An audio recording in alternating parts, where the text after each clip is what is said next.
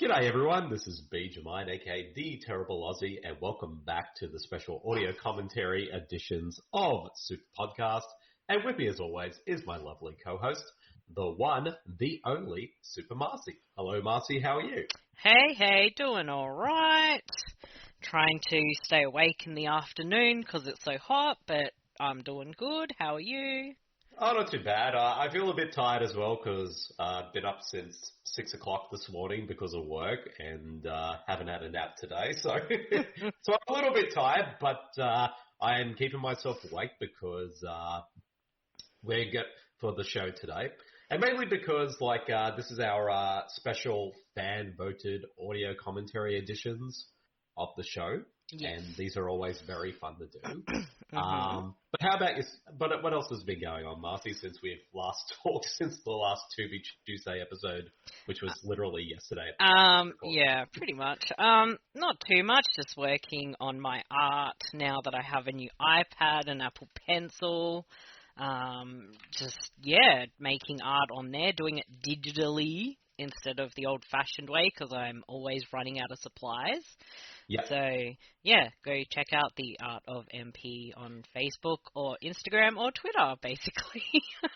Yeah, well, the art you've done so far has been fantastic, and I saw your new piece just before we recorded, so if anyone wants to go check it out, check them out, Marcy's the Art of MP pages on both Twitter and Facebook and Instagram. There's a lot of great stuff there. Yes, and if you look up Super Marcey on Redbubble, you can see my designs on there, and I'll probably be adding more stuff as I've got some cool ideas, and maybe they're slightly related to our series of podcasts, but yes, well, keep an eye out in the coming weeks, I suppose. But before we tell our audience what this fan-voted commentary... Oh, my alarm just went off on my phone. But apologies for that. But for this fan-voted audio commentary edition of the show, Marcy, we're not alone for this one. No. We have a very special guest who has been on other episodes of our mini podcast. Most in particular filling in as a guest co-host on a couple of episodes of Tubi Tuesdays. And it's someone who we know in real life and who we're great friends with, and someone who we consider our little sister. And that, of course, is Hayley. Hello, Hayley. How are you? Hi, guys. Did you miss me? Always. We all missed you. I mean, so far, every time you appear on our shows, Hayley, somehow the downloads keep going up for some reason. So That's so sweet of everybody. I'm glad that we're doing something good. Yeah. Indeed. And we got you on a very awesome fan-voted audio commentary edition of the show, which technically is our November one, but we were so busy in the latter part of November that we just didn't get around to recording this one. And Yeah. so we finally get around to doing it now, along with our December one, which we'll be doing at a later date this month. But back in November, Yes. on the official Super Network Facebook group, we decided to dedicate that month to the films of probably one of Australia's greatest actresses, Nicole Kidman. So we put up a poll of 6 Nicole Kidman films, and we let our fans decide which out of those films would be the film we do an audio commentary for. And the winner, and it was a very close race, I might add, was the 1995 black comedy To Die For. Yes. And which I think you and I, Marcy, were kind of hoping might win, but it actually did in the end, which is still pretty awesome. Yes. Sounds pretty good, though. No, it's a really good one, and I'm definitely looking forward to revisiting this film again, because it has been a while since I've seen it, but we'll definitely have a lot to talk about with this one, though. So yeah, it has been quite a while. Yeah, it's been a while since I've seen it, and it's actually based on a real life story or real life event, which probably makes it a little more interesting because it is obviously it's like a crime comedy drama based on fact. Indeed. I think this might actually... Would this be classified as the first movie based on a true story we've done an audio commentary for? I'm not sure, because we've done a lot. I know the last Tubi Tuesday episode, Dr. Alien, I know that movie was based on my life, but I'm not sure if it counts, though. Oh, dear, no. Wait, was Brad Pitt meant to star in your life? Yes. He was, actually. Brad Pitt was originally meant to be me in this life, but unfortunately that did not happen. We switched bodies before. He also auditioned for the lead role in To Die For, but Nicole Kidman got it instead. Indeed. that poor man, he just cannot catch a break. But, so yep, that's the, To Die For. That's the film we're going to be doing a commentary for this edition. So for our listeners out there who have never listened to any of our audio commentaries before, I mean, how dare you, but that's besides the point. It is. What you need to do, if you have a copy of the film, we're going to be playing the film from the very start. So basically start the movie at 000000,